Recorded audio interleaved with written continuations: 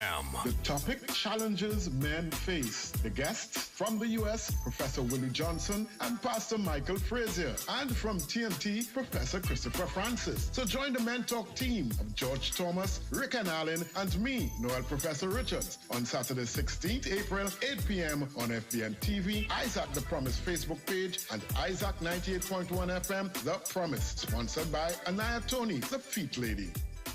Hello. Hey Jack, you missed the meeting yesterday, boy. What happened? Andrea was under some pressure, boy. Well, Uncle have diabetes, high blood pressure, and poor circulation. He couldn't even walk properly yesterday, so I took him to the feet lady, boy, Dr. Anaya Tony. And let me tell you something, when they're done with him, he feels so good. You know the man forget he walking stick by them. When I go back for the next session, we'll get back, man. I must send her number to my cousin. She have a pinched nerve, lupus. And I think she uncle got a stroke, you know. I had to see about my back pain too. Well, Andrea, what are you waiting for? Take these numbers down one time. 360-5166 and 478-7416.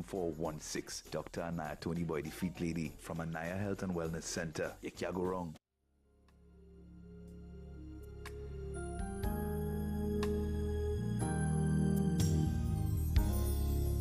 To the men who feel like you're at your wits' end,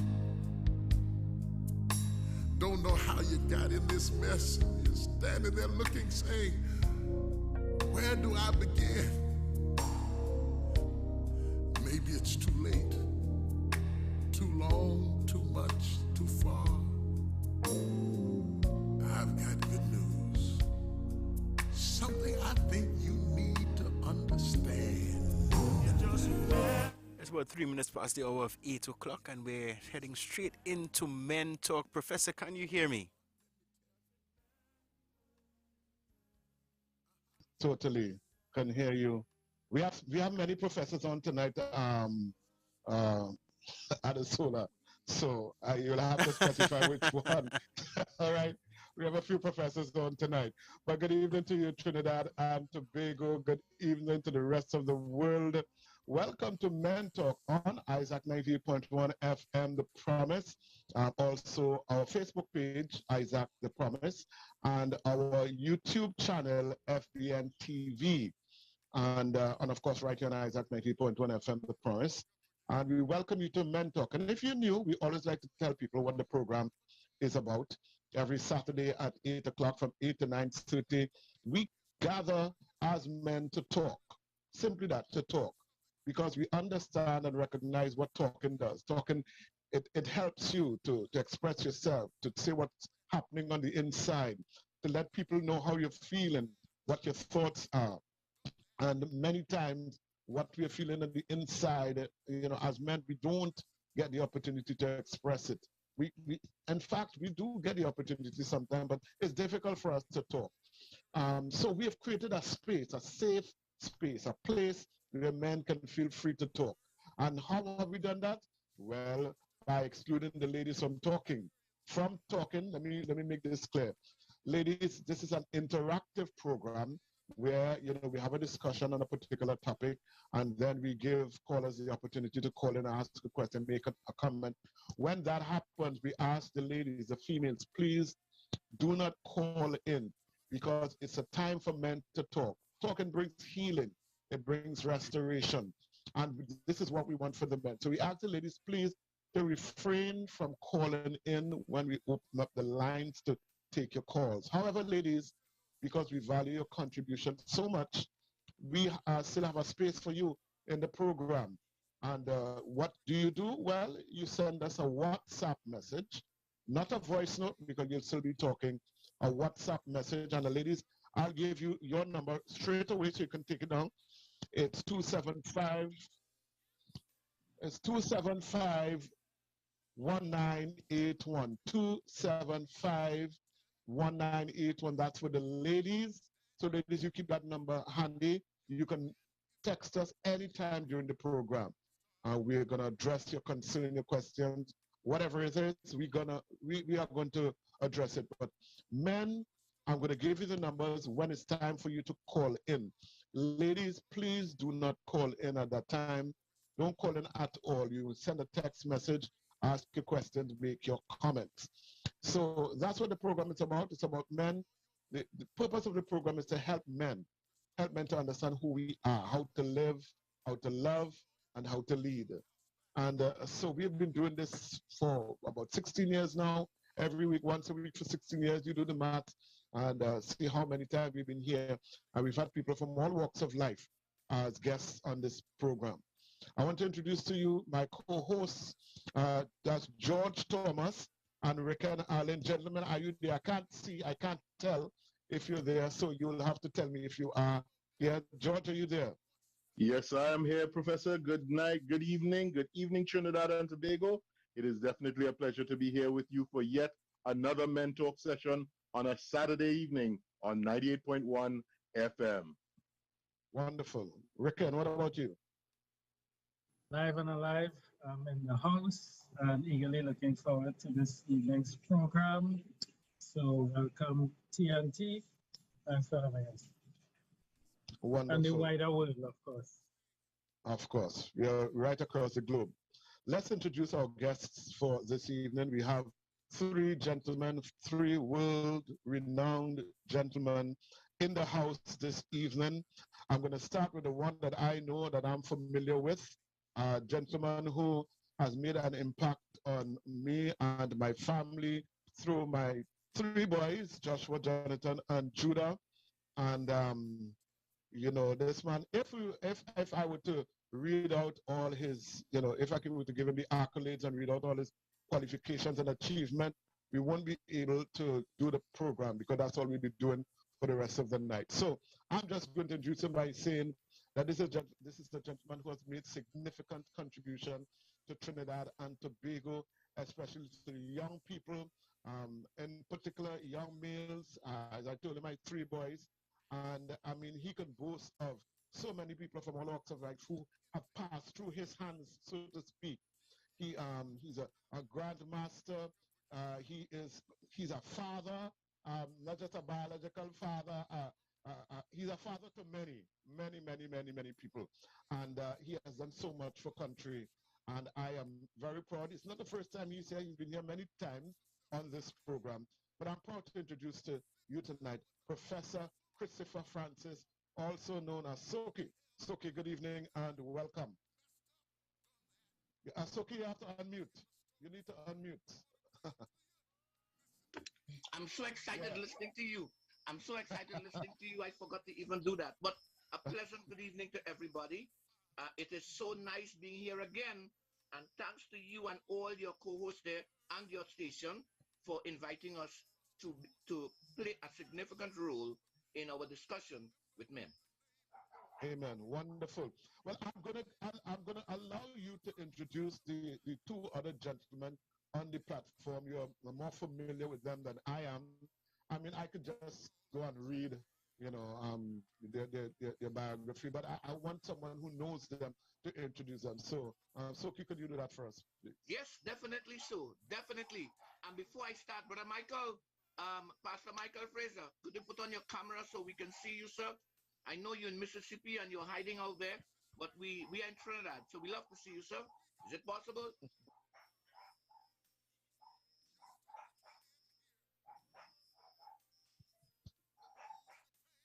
Okay.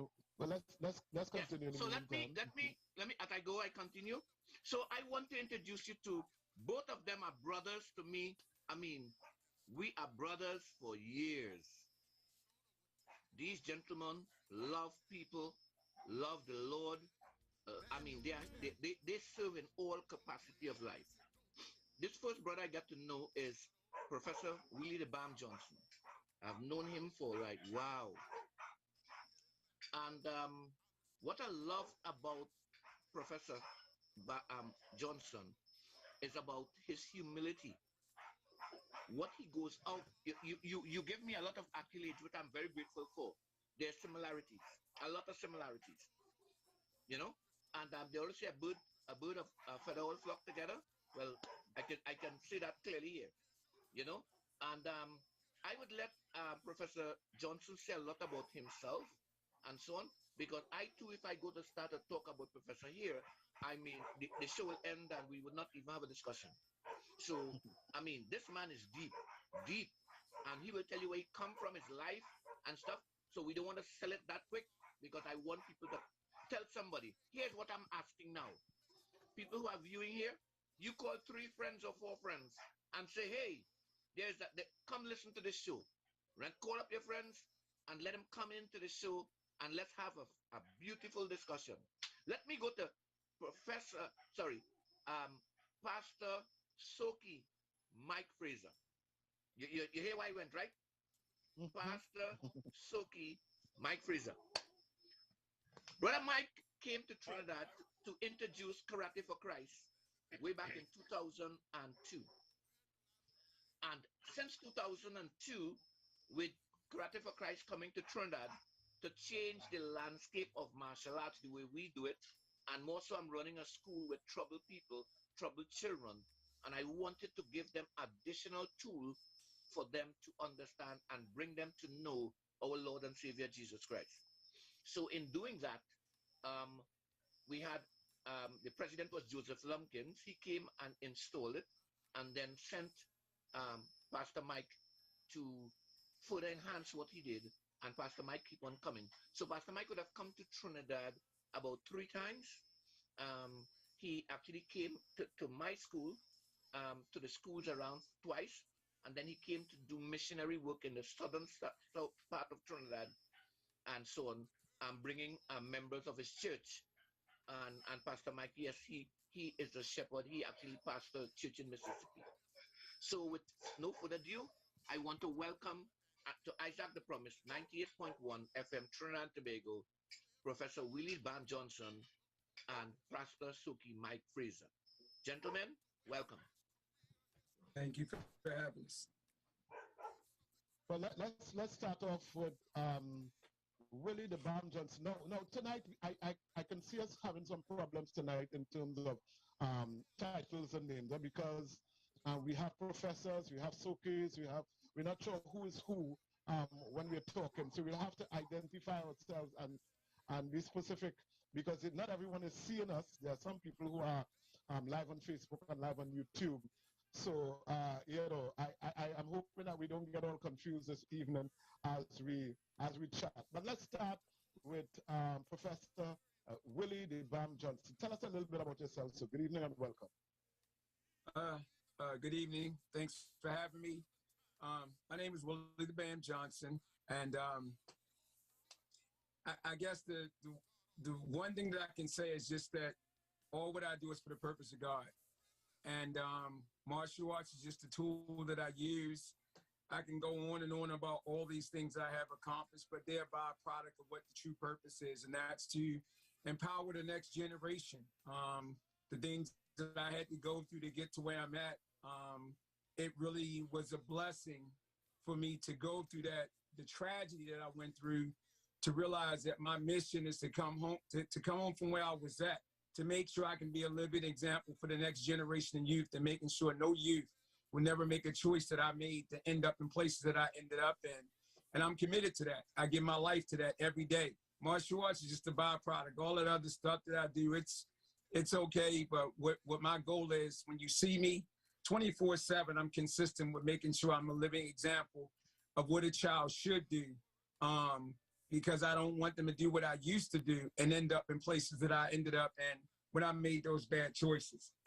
And I lead that not just through all my students, but also through my kids first and foremost, because you can be a hero or you can be a role model outside everywhere. But one thing a guy told me in the jail one time, his name Brother D, he said, until you can do that at home, none of that really matters. And many people can do it all over the place, but can you do it with your wife? Can you do it with your kids?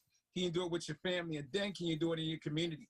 If you can do it in those places, that's where it really matters, especially in the household. So that's basically, who I am, man. I just serve God. I'm just here for the next generation, man. That's it. But tell us a little bit. Professor Noel, Professor Richards, this man is just modest and just humble. That's a 7-time world martial arts champion. This guy has starred in a number of movies and all of that. So you see how humble this gentleman is? Understand? Yes, this man has been on the big screen and all kind of stuff. So that's why everything I do, it's around that, and you see me pulling him into it because of that humility. Wonderful. But tell us a little bit. I mean, tell us a little bit about yourself because I'm trying to decide what to call you. That's why I'm stumbling. I'm sorry. I started doing martial arts at the age of 6 in the city of Baltimore City, one of the most violent areas in the United States. And that was after being molested, and anything that can happen to a kid in this household by family members happened to me. And after getting the chance to go and see Bruce Lee in the movie Chinese Connection, when I seen that movie on that screen, it changed my life. At 6 years old, I knew that inspiration that Bruce Lee was showing, it gave me the desire to want to do more and make sure I can be an example and a role model for so many other kids. Regardless of what happened to me when I was young, all those things of being molested and anything that you could imagine happened to me at 6 years old, carrying guns and all this stuff, I still continue to find a way to have enough strength not to put that on my mother. You know, I realized my mom was poor. She was on welfare. She was struggling. But my goal was that because of what was happening to me, no matter what pain I was feeling, I would not put that on other people, and I would not put that on my mom. And martial arts became my outlet.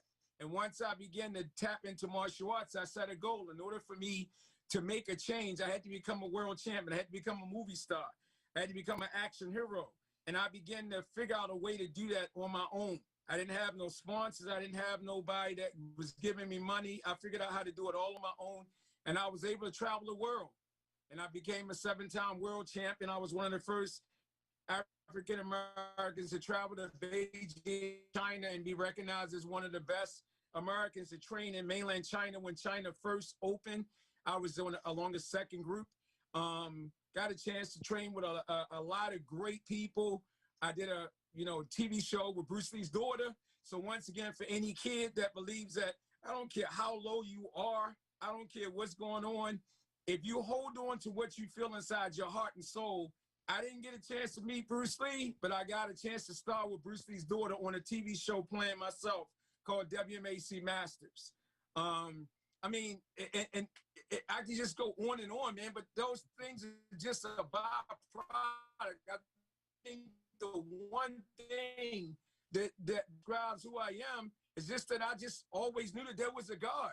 I knew that God was working in me. And even at 6 years old, when God spoke to me and people didn't accept what I was saying, when I said, I want to be the next action hero, I want to change and inspire so many kids, even though everybody around me told me I couldn't, I continued to hold on to that dream until I was able not to convince other people to believe in me, but me to believe in me.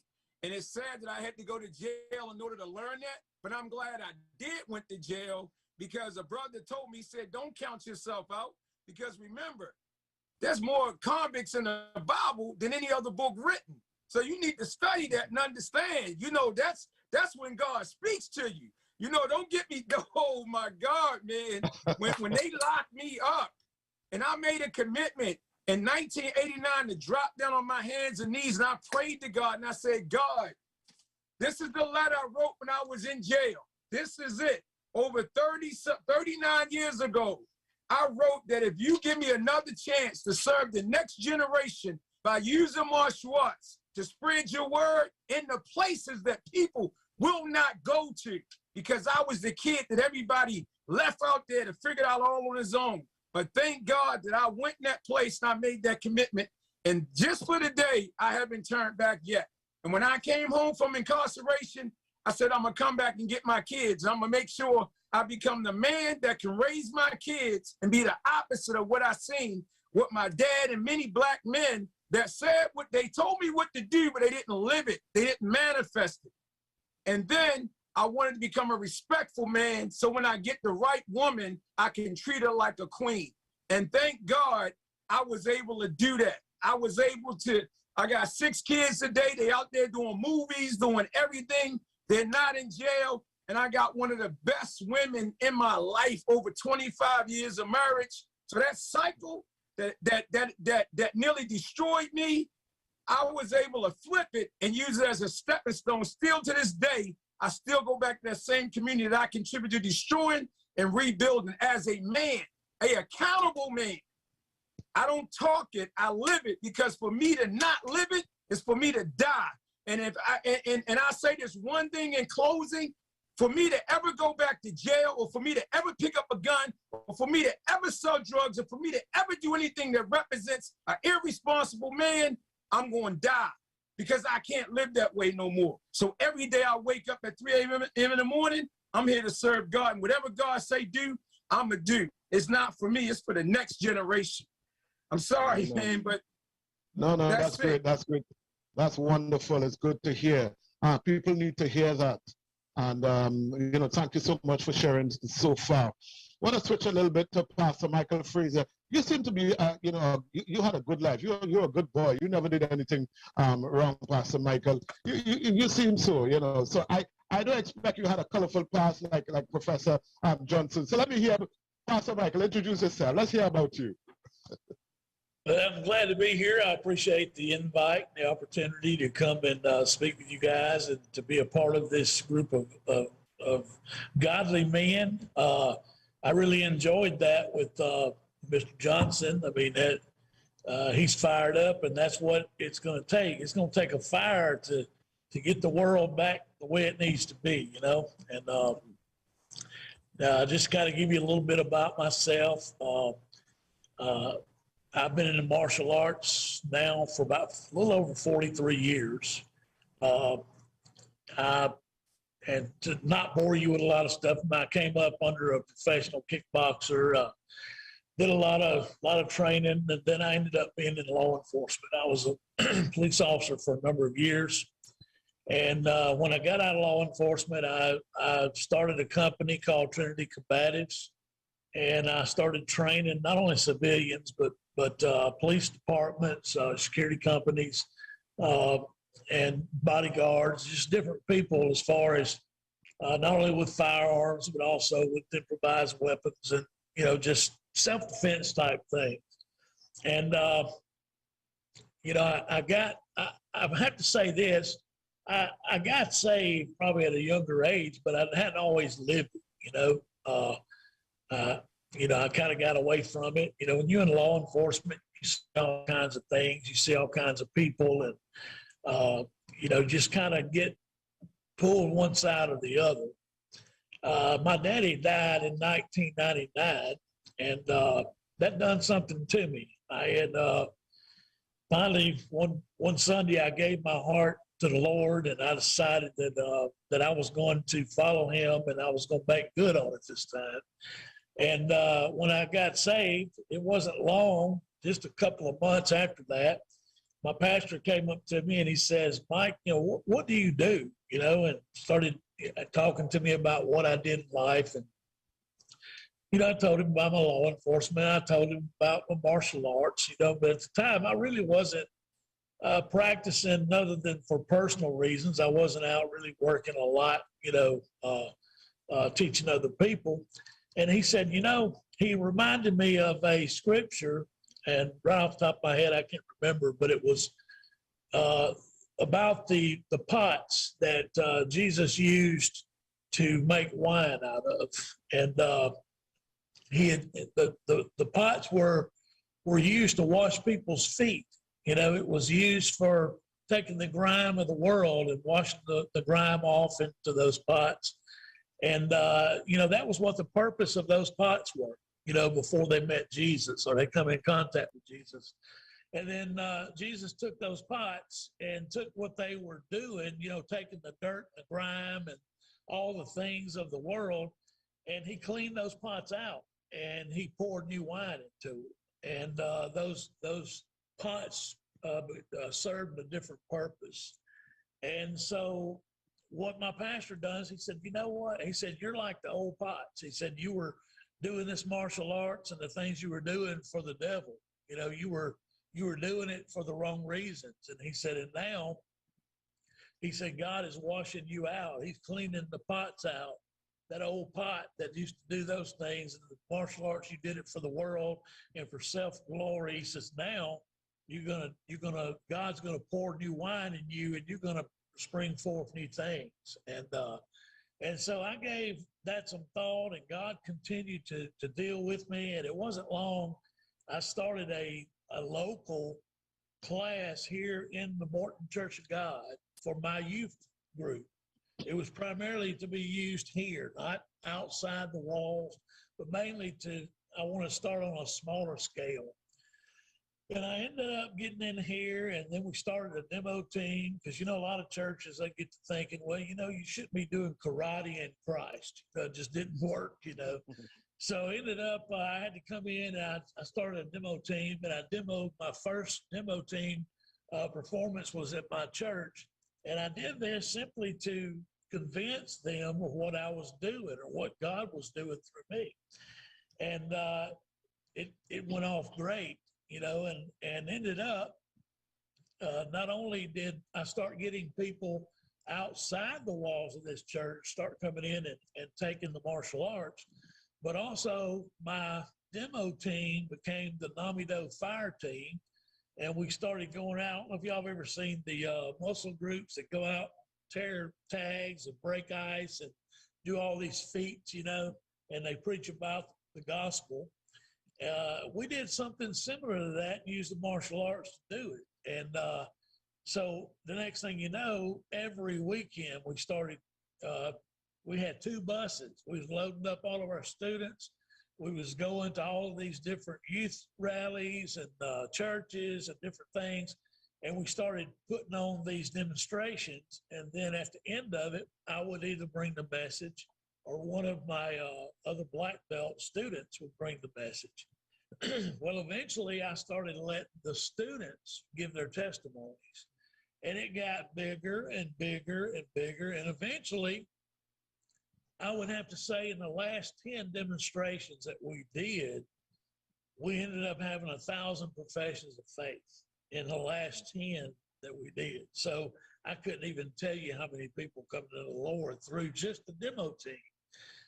Then my local class here at our local church continued to get big, and I had probably 250 students in here. And they were coming from hours out, So then I said, well, shoot, there's got to be something, maybe another national group that I could join or whatever. And then I got led to Karate for Christ International. And I ended up getting into Karate for Christ International. And I became one of the top 4 leaders of that group. And that's how I met Professor Francis, because I was invited to come to Trinidad and teach. I think that first class he had, there was about 500 students in that class or that summer camp. And I came and taught, and everything was great. And I think I came another year or 2 later to another camp. And I brought one of my black belt students with me, and we had a good old time then. And then I met, because my other black belt student, he'd come to Trinidad, and he had done some mission work a year or 2 before that with a pastor named Pastor Luke at Hint. And ended up, I went and stayed for a few days with Pastor Luke, fell in love with the guy, and ended up coming back with a youth group about another year or 2 later. And we passed out gospel tracts and preached different places.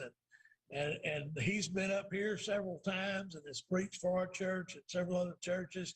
And I've just seen Trinidad was a growing place. When I say growing, I mean the harvest value for Trinidad was just so big, and the people there are just lovely, great people. And their hearts would open to you, and they allowed us to come in and do things. And I've been invited to come back several times by Sophie Francis, but my mother's been sick, my sister's been sick, and, COVID and all that's just been really hard for me to get back down there. Hope to get back down there soon. But now the other experience I've had about the same time that I, gave into the ministry to do the Karate for Christ and things like that, I ended up taking the youth group and the children's church here, and I just retired from that position after 22 years as a pastor here in this church. And now I'm over the security team. I do some things there, and I'm also an associate pastor here. So I love the Lord, and that's been my life. I've used the martial arts. To me, I've been in front of people preaching to thousands of people. I think I've done a lot of good work there, but my majority of my work and touching people has been on the mats, where I've been able to stand in front of these kids and I've developed relationships with them. And to me, that's key. You know, when you got relationships with them and you develop that friendship, then, you know, you take that leadership role and you're able to help change lives, not only by living as an example, but also putting that word in them every time the doors are open. And we've seen thousands of people come to know Jesus Christ through this ministry. And I'm just happy to be here. I'm proud that Soki Francis has included me, and I'm willing to help any way I can. God bless you guys. Thank you. Wonderful. Thank you so much, folks. If you've just joined us, you are listening to Men Talk on Isaac 98.1 FM, The Promise, on YouTube, that's FBN TV, and we are also on Facebook. Our Facebook page is Isaac The Promise. We want to say thank you so much to the Feet Lady, Anaya Tony. She's a sponsor of the program. And if you want to be a part of the sponsorship of the program, give us a call, 622-8981. Of course, I'll say that number again a little later on, and tell us you want to be a part sponsor because you're glad about what we're doing in this nation and even beyond. So it's, well, we have a lot to talk about, and we have a lot of people to talk about it. I want to bring in Professor Christopher Francis now. Soki, anyone who's listening, people who are listening now, like me, a few years ago perhaps, would want to understand karate and Christianity. Those two don't seem to be, you know, two words that you put in the same sentence, karate and Christ. Because when you think of karate, you think about beating somebody up, you think about breaking bones, you think about, you know, violence, that sort of thing. And someone who is listening would say, well, no. I mean, these two just don't go together. How have you managed, and I suppose any of the other gentlemen can talk about that as well. But I want to ask you, Professor Francis, how have you managed to merge those two things together? I very much importantly, I'm happy that you raised that, because even at the church where I fellowship at one time, I had that problem with everyone know I do martial arts, and people thought that martial arts was ungodly, and we do chants, and we do meditations, and all kind of stuff. Let me put it in a simple quote. People who never experienced true martial arts. No, when I use the word true martial arts, people would have gone and trained with other people who would have, you know, involved in different cults and different stuff. And because of their experience, they think that all martial arts people does the same. I can safely say to Professor Johnson there and Pastor Mike Frazier here, we have actually take the martial arts and utilize, because when you train at martial arts like me for 54 years and travel the world and being able to look at what martial arts has, I've been training some of the best martial artists ever. And I'm so proud that they taught me the values and discipline, honesty, loyalty, and integrity, and that sense of belief and putting God first. And even though I would have trained with some people who would have been Buddhism, and that's the only religion that they knew, and other stuff, that's not putting people down, because they still recognize that they are worshiping some supreme being that they call God. I did karate. I looked and searched, and there's a guy called Darren Brito, who actually, I consider my brother. He found Karate for Christ and came to me and said, Prof, you ever heard of Karate for Christ? I said, no, but I'm very much interested in anything that is preaching the gospel. So we went on, he carried me, looked on the net, and then we messaged Joseph Lumpkins, and then we decided that we got to invite him to Trinidad and let him see let us see what this real Karate for Christ does, and so on, to introduce into my school program to help us fight the indiscipline and the balance between students who have lawless behavior and all kind of stuff. Everybody seems to be doing whatever, but if we bring Christ into it, if we bring that God-fearing principle into it, if we lead the parents who is leading them young people into know God as, you know, as their Lord and Savior, then they find another avenue to really bring their children under that commitment. So in 2001, I wrote Joseph Lumpkins, and in 2002, it was launched in Trinidad. So Karate for Christ, for me, martial arts is the discipline that people who don't know martial arts at all, and if they do, if you take that discipline, martial arts is not about fighting. Most of us will go through our life doing martial arts and would never get a fight on the street. I can tell you, except I'm in law, I was in law enforcement. That's the only time I would have had to arrest somebody and what have you. But apart from that, I have never got myself involved in a fight. I've come close to many times. People looked at me and, you know, I would have bumped somebody by accident in hustling, and somebody looking to rest a right hand on me, and somebody would have pulled back and say, "You crazy," not that. So I would have, you know, but for me, even though the guy would have thrown a punch, I would have just slide that off and leave him alone, because we practice the art of fighting without fighting. And that's what we do in order to win a fight. If we use our martial arts skill, that every time somebody confronts us and so on, and we beat up on somebody, we would have lost that fight. Psychologically, we lost. Because if somebody could interfere with your mental faculty and cause you to rock from where you stand into where you have to take a self-defense position, you'd have lost. Because we understand discipline, we understand love, we understand humility. So nowhere we getting into a fight with anybody. Martial arts. Indeed. Indeed. Yeah. Thank you so much for explaining that, because when I started, many years ago before I met you, I couldn't imagine, you know, being in martial arts, because I was in martial arts when I was a teenager. A sensei took a couple of us youths. I didn't used to give trouble, but I wanted to be a part of it, and I started learning martial arts. But I couldn't make the connection between that and Christianity. And I know that even when I got saved, martial arts was I had to put that aside, because I couldn't imagine the two coming together. But here it is, you have three gentlemen who have reached the pinnacle, or close to the pinnacle, if not the pinnacle, in martial arts. And yet you all love the Lord, and you all are not just loving the Lord, but bringing people to Christ, which is such a contradiction in my mind as it was then.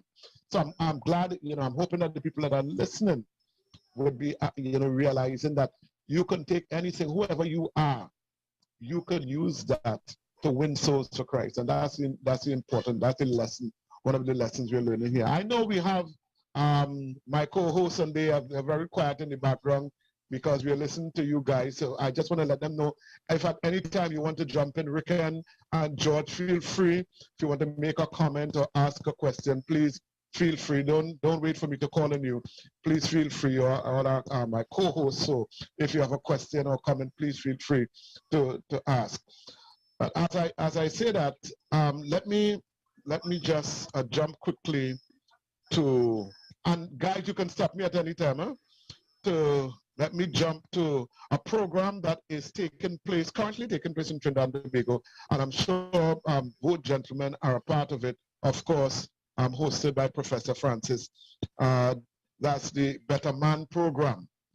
And so, Professor Francis, just tell us a little bit about that and the role that these two gentlemen are playing in that program. Well, first of all, to even start the paperwork and get this program right through with advertising on Facebook and all kind of stuff, first of all, I just want to say thanks to the Port of Spain West Rotary Club, who came on board to give us support to this program. And without them, I don't think we'd have even reached that far. So thank God for them. Writing a number of companies, and we have not gotten the sponsor for it, but God is good. We're taking this program regardless. So, but my opening batsman to any program I have is Pastor Mike Frazier. That's my opening batsman. We send him into the wicket first to face the first ball. And he has been, and let me also say, he has studied the innings so far quite well. When we did the women program, that was our opening batsman. And now we did the men program, that's our opening batsman. So Pastor Mike always opened our program and so on, and whatever he delivered carries to the end of the program. And I'm so grateful for that. So Pastor Mike opened up the program on Tuesday, which I don't want people to miss at all. On Tuesday coming, God's willing, right? It is Professor Willie the Bam Johnson who is doing his stuff. And we are so, and let me also say that when we did the women program, I listened to women, actually, women cried. When you listen to his story, and Professor brought his wife, and oh my goodness, Prof, you are so blessed. You are so blessed to have a wife that complements each other. You are so blessed, like mine. Oh my, well, I'm still calling my wife every day. She called me pest, but okay, I'm a good pest. So, but Professor Johnson came to the women program, and your presentation remain in the hearts and mind of the women from all over who came to that program. And on Tuesday, God's willing, Professor is coming to address the men in our program.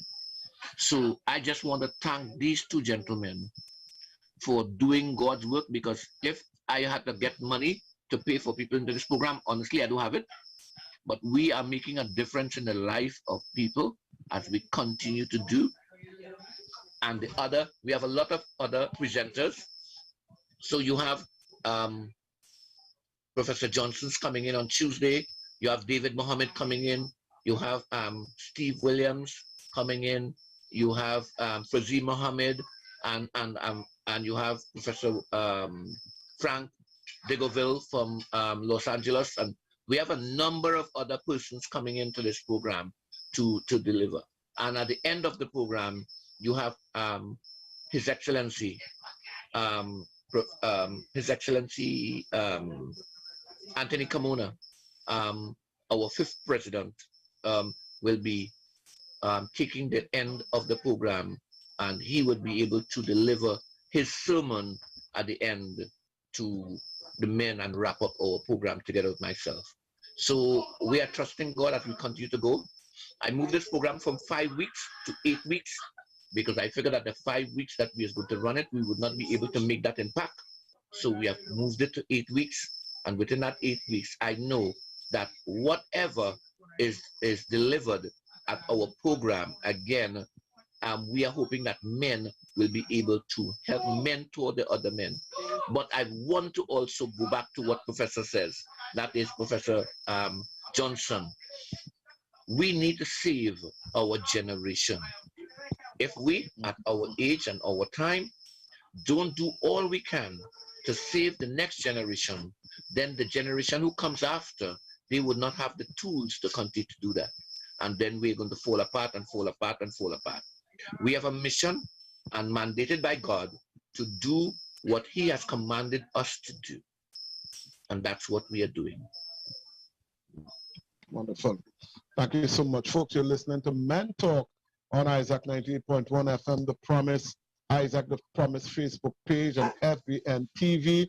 So you can, apart from listening to us, you can also see us, view us, and view these gentlemen whose voice you just heard, Willie the Bam Johnson, Michael Frazier, Professor and Pastor, and of course, Pastor Christopher Francis. And again, let me say to my co-hosts, Riquen and George, feel free at any time to step in. I know it's quite a lot of information being disseminated here, so feel free at any time if you have a question or comment. I saw Riquen hand was up just now, you know. Oh, well, I didn't see it. So Riquen, just step right in. Talk to me, Riquen. Actually, my hand was up. I was giving a thumbs up to what was said before, but I'll take the opportunity to just, mention something. So what we're seeing right now in our land, we're seeing violence against women and children escalating. And, I'm thinking of many of us, we see martial arts, the glamour of martial arts and that sort of stuff. And you are saying that, martial arts is actually a tool that we can use not just for self-defense, but for self-control. Can you speak a little bit more to that whole issue of self-control, especially when it comes to men, because it seems as if we have a lot of angry men, and the issue of self-control is one that seems to be a challenge for a lot of us. So, can you speak to that? Yeah, I will throw that to I would throw that on to Professor Johnson, and then I will do a bit on it, and then Professor Pastor Mike will come. Go ahead, sir. For when I look at, because we have that sort of violence, a lot of violence is continuously happening in the United States, in the inner cities, and, randomly, in the suburbs. I don't think it's just one particular place, but I think when I'm looking at this, the root, the younger generation, I think that's the ones I hate to, even when you teaching in the dojo, the people that are bringing the kids there are the moms. The dads are sitting to the side. It's a small handful that do join in, but when you really look at the people that are guiding the kids right now and bringing the kids into the dojo, it's the mothers. They're the ones that's trying to, I guess, give the kids the needed tools. Because when in America, when a kid is having problems or they messed up in school, one of the things that many of the doctors and, counselors do is say, send them to the martial arts. Because you got to remember, right now in the society, the morals and values that I know I came up with, that's what changed my life. It wasn't so much of the place I went in. It was that those things was instilled in church because we were raised in the church. Those things were instilled in me by my parents. So that saying, when the student is ready, the teacher will appear. I think what I look at is that you have to focus on the children and the moms, and the real men will come along with that. It's almost like, I hate to say it, it's the demographic just seem like it's kind of hard to really get a lot of the dads involved. Like what you're doing here with the men's talk, that's really important. And I think I told you, we have something coming up called Accountable Men, Ultimate Fathers Accountable Men.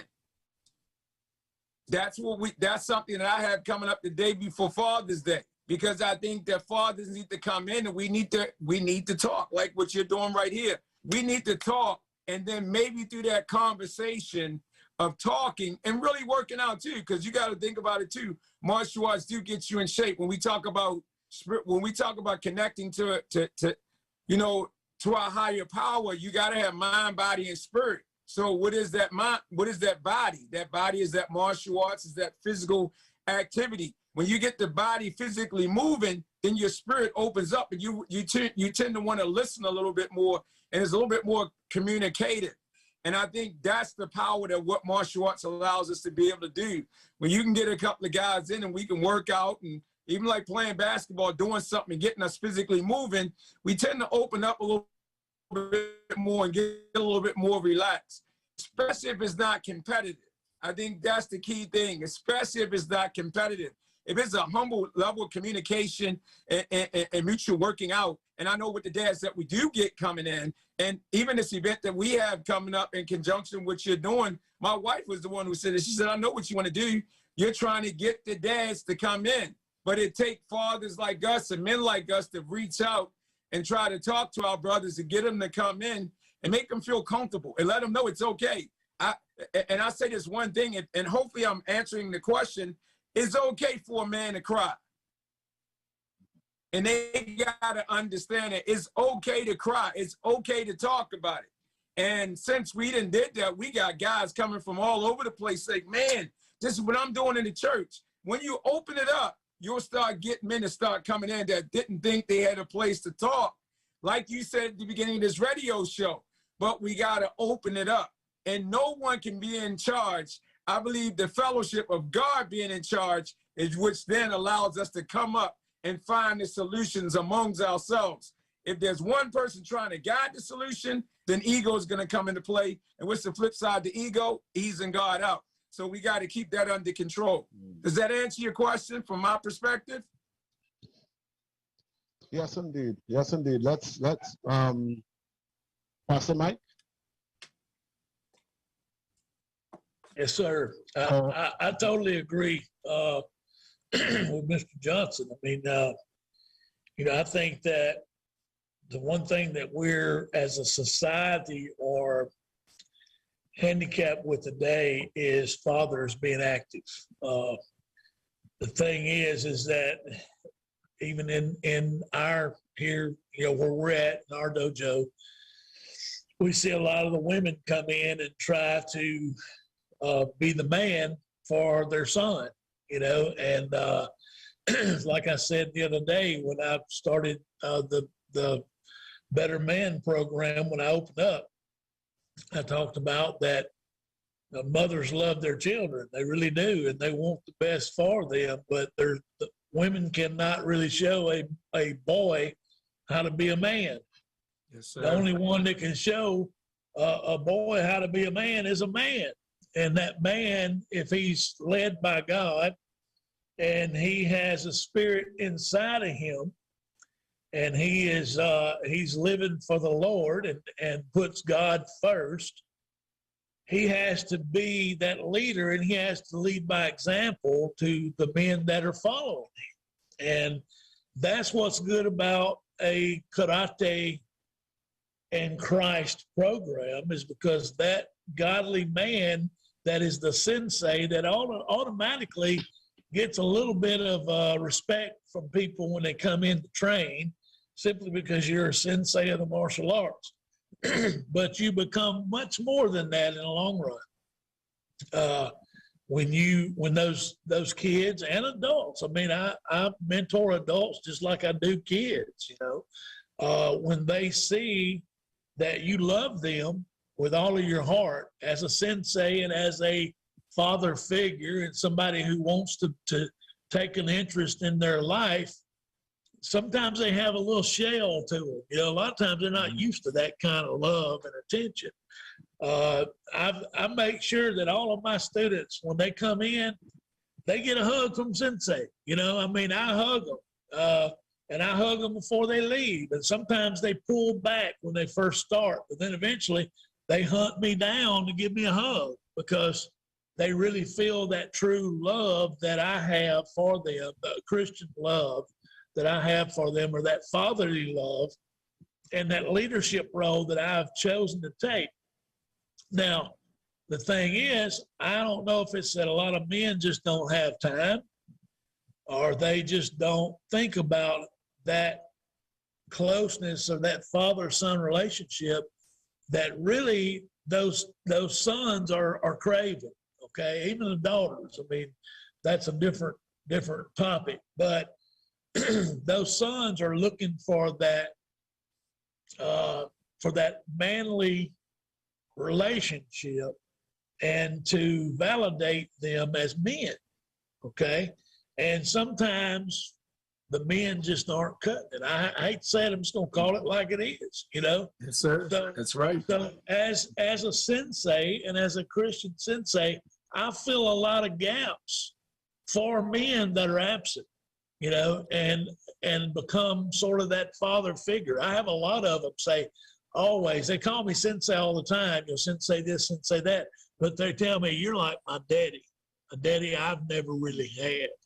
And I'm not taking away or trying to take away from men that are active in their son's life or whatever. Most of the time, men are always trying to go out and make money for their family. I mean, they're trying to provide for them and protect them, and all of these things are important, but time is really important. Money's important, but them knowing that you are there as a father and as a Christian leader, and you're teaching them how to be a man. There's more to being a man than just being a big macho guy, you know. Mr. Johnson said, well, it's okay for men to cry. You know, we live in a society to where we have been told as boys, men don't cry. You know, you need to suck it all in and push in your emotions. They don't understand how it feels to be nervous, or how it is to express being angry, or whatever the situation may be. They don't know how to process emotions.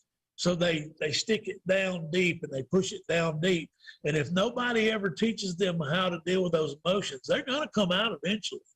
They may come out through rebellion. They may come out them joining gangs, or they may come out in some way where they're beating their wives, or they're doing something that they're not supposed to be doing because nobody has taught them how to deal with negative emotions. We as human beings, like Mr. Johnson said a while ago, we're made of mind, body, and spirit. All three of those things have to work together. But the thing is that the mind is not our true self. The spirit is our true self. Mm-hmm. The mind, we have to separate ourselves from the spirit, and we have to understand that the mind is simply a tool used to determine what's good, what's bad, what's dangerous, what's not, and we have to use it to kind of determine which way we need to go. But we don't need to stay so close that our mind is us, because it's not our true self. Mm-hmm. Our true self is our spirit, and it needs to be the spirit, and then the mind gets in behind the spirit, and the body gets in behind that. It lines up like it's supposed to. Mm-hmm. But it's okay to cry. It's okay to express. You know, even the Bible tells us it's okay to be angry as long as we don't sin, right? Mm-hmm. I mean, Jesus, when he drove the money changers out of the temple, you know, he used a whip, and he did these things. He was angry, but he didn't sin. And it's okay sometimes for us to process negative emotions. We're going to have negative emotions just like we have positive emotions. But our little boys that grow into young men, they've never been taught, and they've always been taught the macho side of being a man.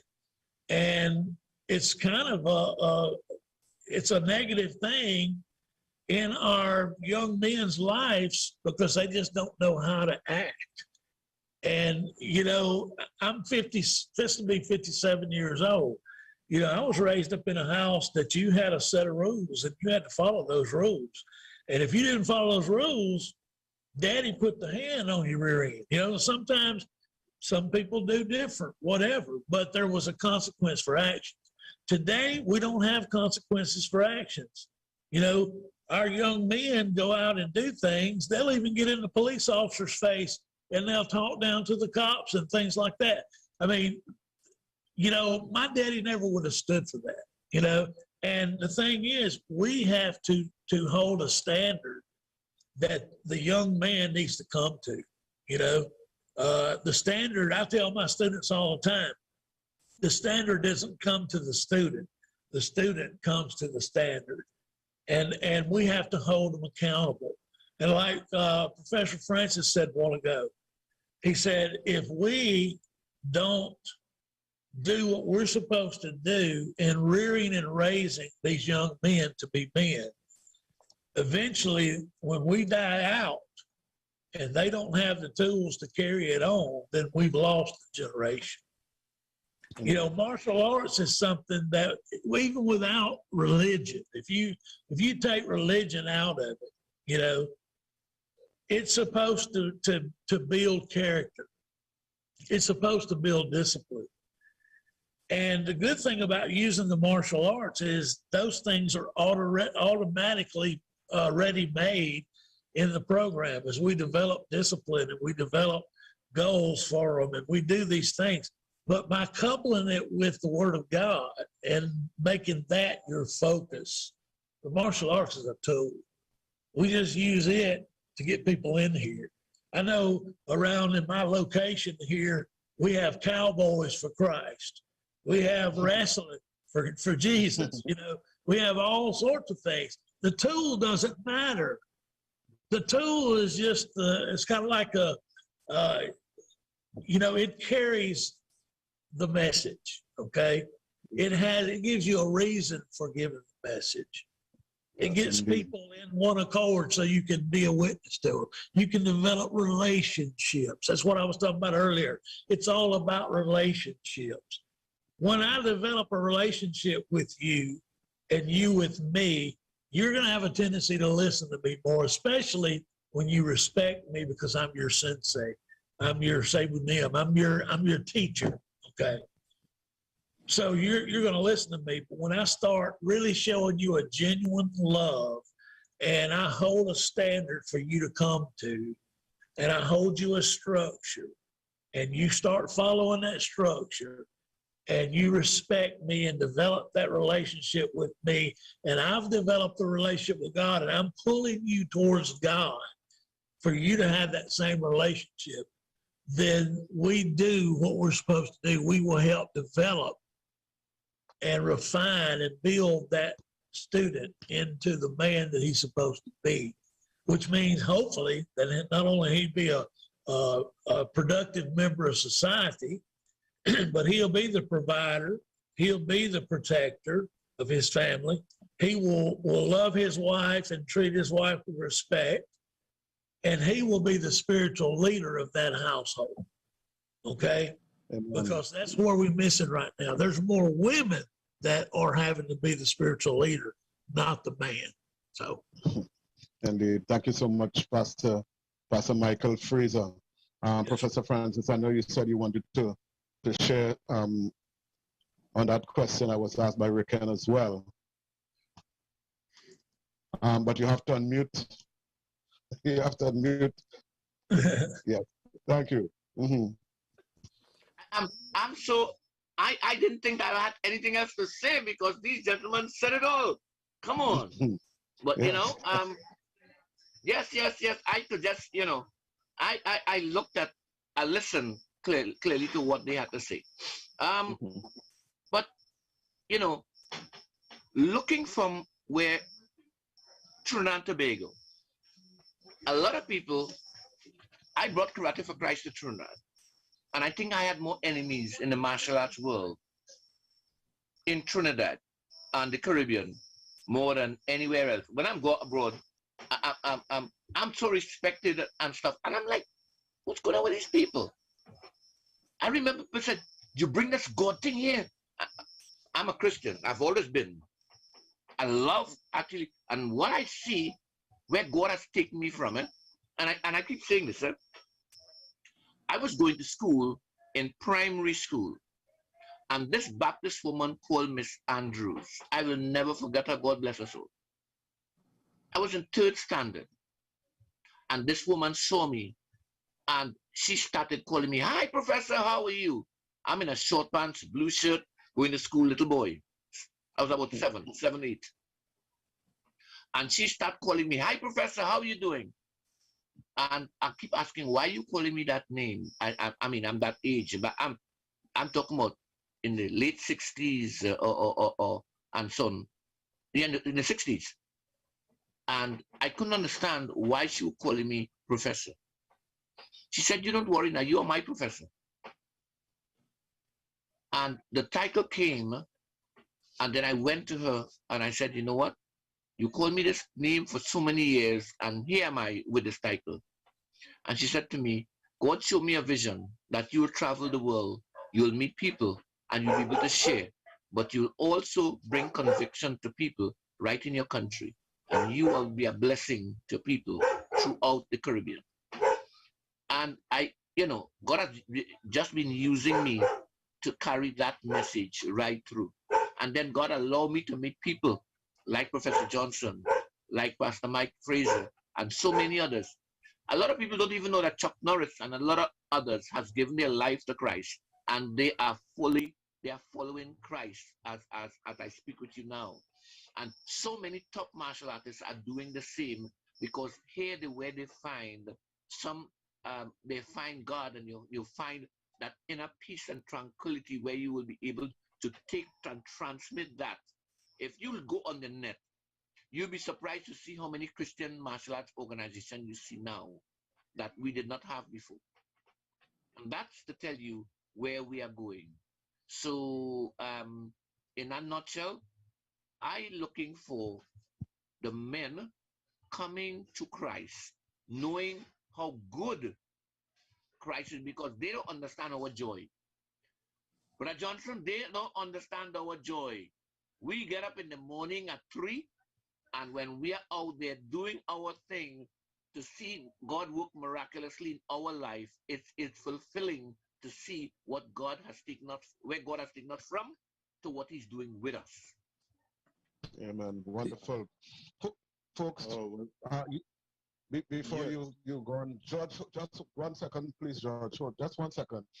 We just want to let the folks know, if you've just joined us, you are listening to Men Talk on Isaac 90.1 FM, The Promise. And we are also on Facebook. That's Isaac The Promise. You can check us out there. You can check us out on YouTube. That's FBN TV. And we have our guests tonight. That's Professor Christopher Francis, right here, Black Hawks Martial Arts, right here in Trinidad and Tobago. And from the United States, Professor Willie the Bam Johnson.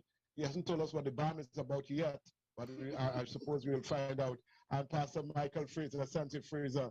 These are 3 guests this evening. And of course, my 2 co-hosts, Riquen Allen and George Thomas. George, I think I'm hearing you saying something. Yes, definitely. I wanted to ask Soki a question. First of all, it's a pleasure to do a program with you once again, Soki. It's truly an honor to share the airwaves with you. No pun intended, seeing as how my surname is Thomas. But for the doubting Thomases out there that are still listening to this and thinking, well, you know, there is no possible way that martial arts could be mixed into Christianity. I was hoping that you would divulge to us, I know there would be many, but at least one testimony that you would have witnessed with the life-changing turnaround of a student, one within the many that you would have experienced, that you really saw God's hand move in the life of this child through martial arts closer towards Christ. Is it possible that you would be able to share with us at least one of these testimonies? I can start right with Professor Shuram, and I can move on. But let us go with Professor Willie Bam Johnson first. Well, first of all, I am that testimony. When I came out of jail with $20 in a dream, and I moved to Lowell, Maryland, and I opened up a dojo as a single dad, and went the opposite to make sure that my son will have a father in his life. And I raised him to be the man that he is today, and well over thousands of students that then came through our dojo. You know what's so awesome about our dojo? I done had Catholic nuns. I done had people that then came to that dojo from so many different walks of life that are connected to a higher power. And one thing never came up. What's your religion, or what is this? What came up was the love and the joy of every child's in their eyes and how their lives have turned around. I got kids that are starring in movies like Spy Kids. I got my daughter who's doing stunt double for Angela Bassett. I got my son doing movies. You could just go on and on, but most importantly, you can go back to the community and you can see the little kids we teach kids as young as 3.5 years old. That's God right there when they walk through that door. When people come to my dojo, they already know I went to jail. You gonna tell me that ain't no God? No. See, somebody told me that when I was in jail. They said, how you gonna say God's not working in you? Well, guess what? I've been clean and sober for more than 39 years. You gonna tell me God ain't working in me? Nah. Sometimes they say the illusion is that it's happening before your eyes, but you still need proof. But faith is believing in the unseen. You can feel it, you can touch it, you can smell it. If you need more clarification than that, then something's wrong. Something's wrong. I don't need to clarify that. I am that. My wife is that. My kids is that. Hallelujah. That's what this is all about. Glory Yeah. to God. Glory to God. Wonderful, wonderful, wonderful. Professor Francis, I don't know if you were going to say something. You're still muted, huh? No, I'm not. Oh, okay. I'm not. I didn't take that chance this time. But you know, when I looked at when I started martial arts to open a school, now Black Hawks is not originally my school. It was my teacher's school who died. But he ran Black Hawks Karate School. And then I wanted a name because where I come from, and that name, that's the first system that I've known, the first school and stuff like that. And I wanted to relive that. So I went and asked permission to take the name, and I had to swear an oath that I would not bring disrepute to the name and lift the name to the standard in which it's intended. And I promised I will take it beyond measures. But then even when I got permission, I kneeled before God and said, I don't want to run a martial arts school. I want to make a difference. Yes, I want to run a program that will be able to bring people. And I was not, and I didn't bring Karate for Christ yet. And I was a Christian, but not as strong as I am now. And I'm talking 1979 here. And I wanted to bring a program that will be able to touch people's lives and make people's life turn around by examples of love. I can share with you, and Professor could testify that. And let us go to Professor Noel Richardson because we have too many professors here. So when I pull up before COVID, I pull up to my class, in particularly in summertime, where we got students by the hundreds. We had students who come from battered, social intent. You just name it, we take them and work with them. Asking for government assistance, ain't coming, but we still doing what we're doing. All we get is promises not materializing, but we still going where we're going, right? And somebody asked me this, how do you survive? I said, here what's happening. The birds fly. And how did they survive? God provide for them. So I run my program. I don't get money from anywhere, but God provide. Yes, sir. Yes, sir. Continue to provide. You understand? And the few people that comes in our way, like I was talking about the Port of Spain Retreat Club, who comes in and support us with some level of finances to help us to clear us our bills and to advertise this program and to do what we have to do. God just sending people our way. I met a gentleman now is my he is my chairman, a guy called Master Roland Amar. I met him as a martial artist, and he came into our program. He's the chairman of my program. I made him chairman of the program. And everywhere I've gone, Bam, you would know Rollins, because when we go to the action, Rollins is always inside of your tournament all the time. We're not Trinidad and Tobago tracksuits, always inside of there. Now, that gentleman do not have any children. That gentleman don't have any children at all. But anything he can do to save a life in Black Hawks, he does. He runs a juice company. He's going to bring juice, bring water, do whatever. He will even work with students. When we're taking students abroad, he makes sure that he will do meals for all the students on that one particular day. So what we continue to do is change the lives of the individual. And when students come to my program, and I said they come by the hundreds,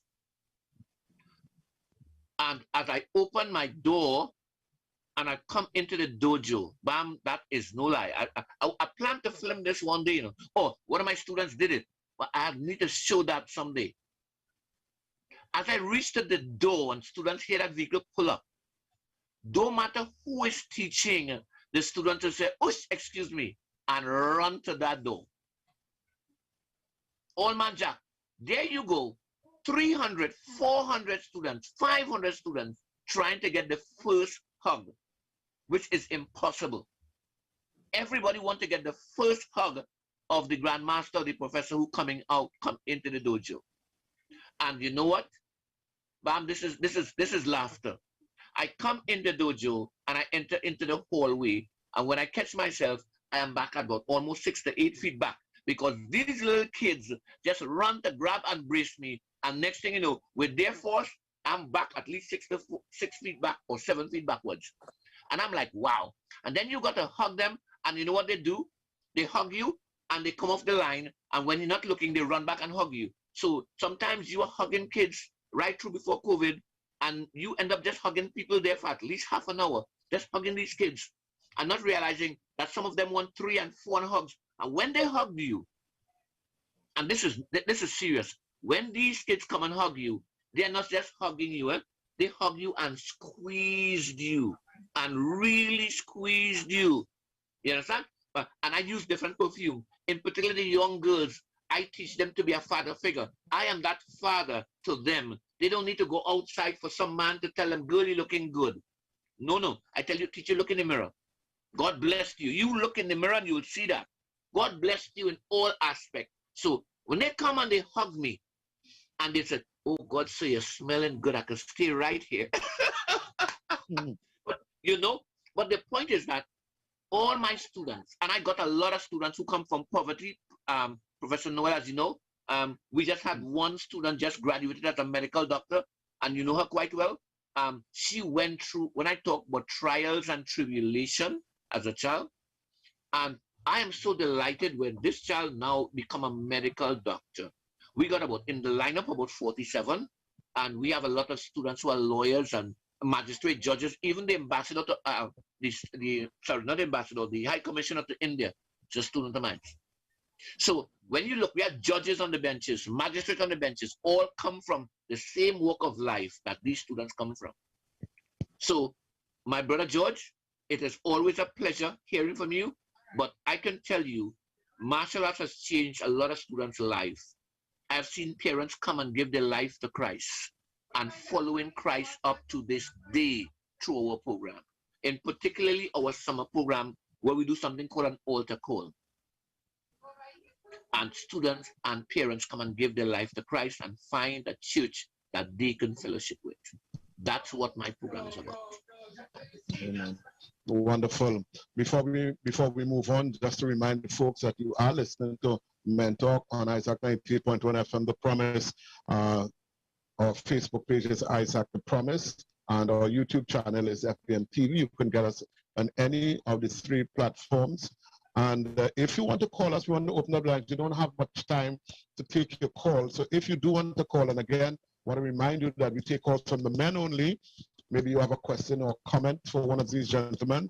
Let me just give you the numbers: 480-4121, 480-4121, and 463-7208, 463-7208. And of course, ladies, you can send us a WhatsApp to 275-1981, 275-1981. And we have these gentlemen here. We have my co-hosts, George Thomas and Riquen Allen. I know, gentlemen, we didn't have much time to put in to ask questions, but we still have 10 minutes, just about a little under 10 minutes. So to my co-hosts, Riquen and George, again, if you have any questions or comments, please feel free to just jump in and shoot your questions to any one of these gentlemen here. Professor, and one of them we have a call at the on moment, Professor. Like we on radio. Yes. Soki, your line, your thing is open. Someone is saying something? Yes, Professor, we have a call. You want to take it at this time? Yes, of course. All right, we seem to lose that call. Go ahead. Okay, so try again, please. 480-4121, 480-4121, 463-7208. Those are the 2 numbers to get us. And of course, the WhatsApp number for the ladies, 275-1981, 275-1981. Professor, we have the call again. Take it at this time. Yes. Hello, good evening. We're not hearing you to caller. You need to. Good evening. Yes, sir. Good evening. Can you send the professor explain the difference between martial arts and taekwondo? So we're not hearing you at all. If you could speak up a little louder, closer to the phone. Can you explain the difference between martial arts and taekwondo? Professor, I believe he said the difference between martial arts and taekwondo. Okay. Go ahead. Yes, gentlemen. Yeah, well, what he was asking, the difference between martial arts and taekwondo. Taekwondo is a family to martial arts. It's just taekwondo is an art come from Korea. It's a kicking art form, 75% kicks and 25% punches. That is a martial arts system comes out of Korea. So it is a relation or a family too. Just like karate, karate is a family to martial arts. So if you're a karateka, so if you do karate, you are karateka. If you do taekwondo, you are taekwondo practitioner and stuff like that. But when we use the term martial arts, it's because we do a number of combination of different art forms come together, and that's a family. So taekwondo is a family of martial arts, yes. So it's not excluded; it is included, yes. Okay, wonderful. So again, we just have a few more minutes to take your calls. Let me quickly say the numbers again: 463-7208, 463-7208, and 480-4121. 480-4121. Now, Professor Francis, I just want to ask you quickly, the Better Man program, how can folks be a part of it? How can they tap into it? Is there a number to call? Is there a number to text? How can people get involved in this? The Better Man program, you go onto the website. Our website is blackhawksmartialarts.com, and you can get information from there. Or you can call 350-8784, 350-8784, or you can, yes. So 350-8784 or 710-3282, and that's the where you get into the martial arts.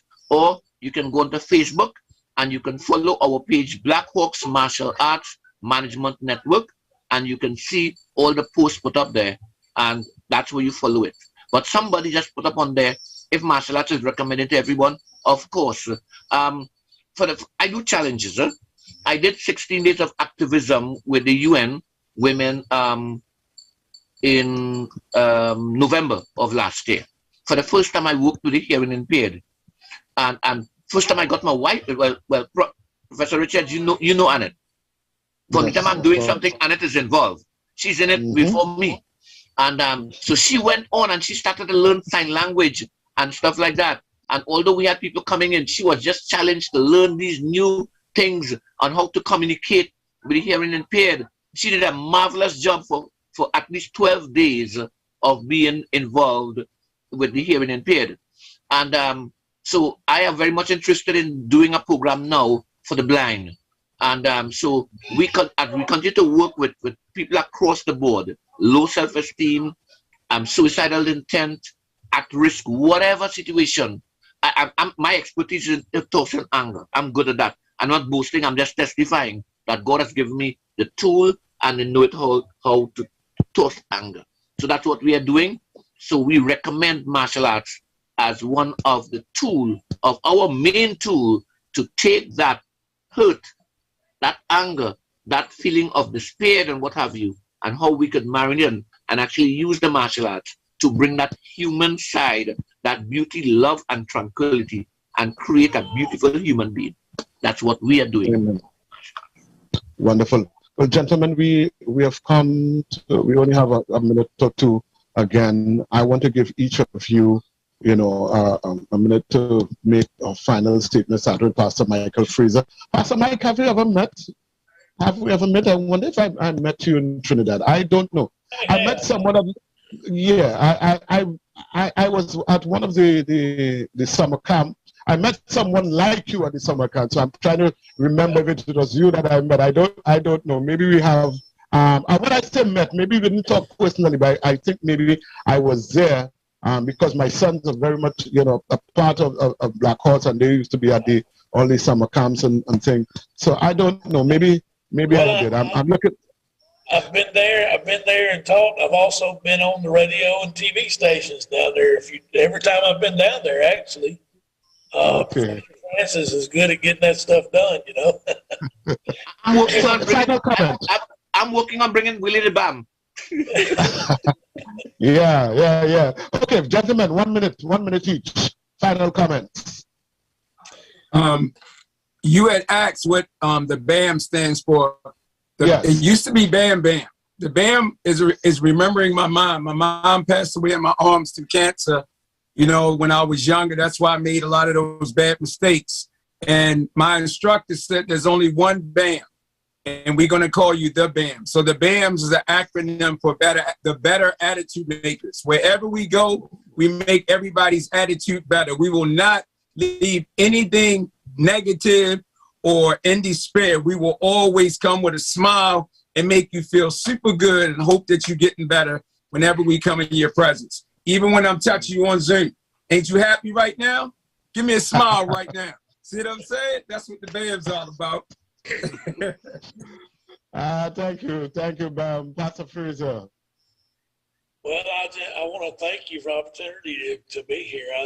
I think that what you guys are doing is so important. You know, you're taking the lead on trying to create better men and you know, taking these younger students and forming them and molding them and just trying to help them to be better men in life, which means they're going to raise kids the same way, you know. And it's all about mentor. I had a guy ask me one time, he said, if you could describe what you do in one word, what would it be? And I said, mentor, you know, because that's what the program is about, is that, you know, I tell all of my students, I said, when you come in, you're going to be mentored and you have to be a mentor, you know. Yes. So wherever you start, if you start as a white belt and you started 1 week before another white belt, your job is to mentor that white belt that's coming in after you. That's and that yellow belt or orange belt, whatever the color may be, that's the higher rank, they need to be able to mentor the ones under them. And it starts from the top. You know, the sensei mentors everybody, and then they're mentoring people under them. You're teaching them how to be mentors and leaders. And that's what's important. And not just in the martial arts. I mean, you know, answering the question a while ago, is martial arts for everybody? It may not be for everybody, but you know what?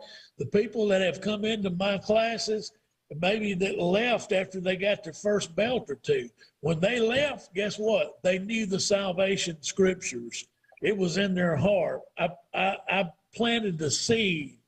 I may not be the one to water it. I may not be the one to harvest it, but I started it, okay? Mm-hmm. And the thing is, when they walk out of that dojo, whether they decide it's their cup of tea or not, it doesn't really matter, because I make them, when they go up for rank tests, not only do physical, but they also have to memorize scripture. And the scriptures I make them memorize early on is the salvation scriptures. So when they walk out of here, they're going to have it in their heart. And somebody will water it, because, you know, God has got a way of continuing to do what needs to be done to bring people to where they need to be, to get them, you know, in righteous walking and following him. Amen. Amen. Amen. So Amen. I have really enjoyed it, and I'm going to give it back to you now. Amen. Professor Francis, we're almost out of time. I just want to thank you for giving us, the opportunity to come and to share our God-given talent and wisdom that God has placed in us with your followers and so on. George, it's always a pleasure. Always a pleasure. Some of you didn't see in person, but it's always a pleasure, you know, for us connecting together and stuff like that. To our men, yes, to our men program, we continue to do the same thing that Pastor Mike spoke about, which is trying to mentor men to be real men, to do what is required to function into our society. So on Tuesday coming, God's willing, you have Professor Willie the Bam Johnson. So all the listeners here, you get an opportunity to hear Professor Johnson in his best light on Tuesday coming, God's willing. So Professor Johnson would be us on our Zoom link. I'm going to put up the Zoom link on my page. Those of you who are friends with me on Facebook, or I'm putting up on blackhawksmartialarts.com, or you can contact Professor and you can get it and stuff like that. But we are looking forward again. Thank everybody. Thank all the presenters for making this happen. Again, I'm thanking our loan sponsor for coming on board.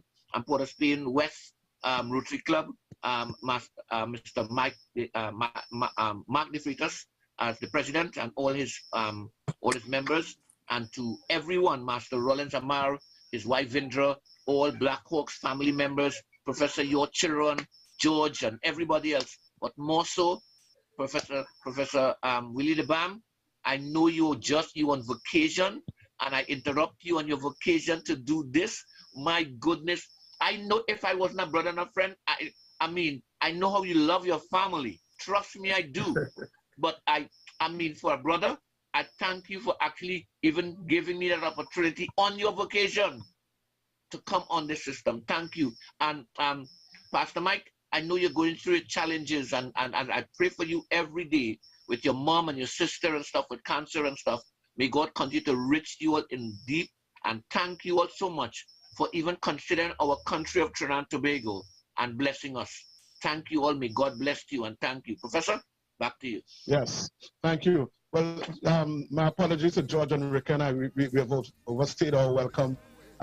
So we don't have time for closing remarks to my co-host. I just have enough time to say thank you to our sponsors. Our sponsor Tony the Feet Lady. Thank you for sponsoring the program. Professor Francis, Professor Willie Bam Johnson, Pastor Michael Frazier. Thank you guys so much for gracing us with your presence and for all that you've shared. We are out of time, so I'm going to have to hand it back over to the studio at this time. So Adesola, it's back over to you. Folks, we're here next week at God's willing at 8 o'clock next week Saturday for another program. God bless you. That's all for Men Talk for tonight. Bye-bye. Hey, this is Noel Professor Richards, inviting you to join me every Saturday night at 8 p.m. for Men Talk. We will talk about how to live, how to love, and how to lead. It's 1.5 hours of men talking about all the things that men talk about. So don't miss it. It's Men Talk every Saturday at 8 p.m. on Isaac the Promise Facebook page, FBN TV, and Isaac 98.1 FM, The Promise. Hello. Hey Jack, you missed the meeting yesterday, boy. What happened? Andrea was under some pressure, boy. Well, I know Uncle have diabetes, high blood pressure, and poor circulation. He couldn't even walk properly yesterday, so I took him to the feet lady, boy, Dr. Naya Tony. And let me tell you something, when they're done with him, he feels so good. You know the man forget he walking stick by them. When I go back for the next session, we'll get back, man. I must send her number to Michael. She have a pinched nerve, lupus. And I think she uncle got stroke, you know. I had to see about my back pain too. Well, Andrea, what are you waiting for? Take these numbers down one time. 360-5166 and 478-7416. Dr. Anaya Tony Boy, the feet lady from Anaya Health and Wellness Center. You can't go wrong.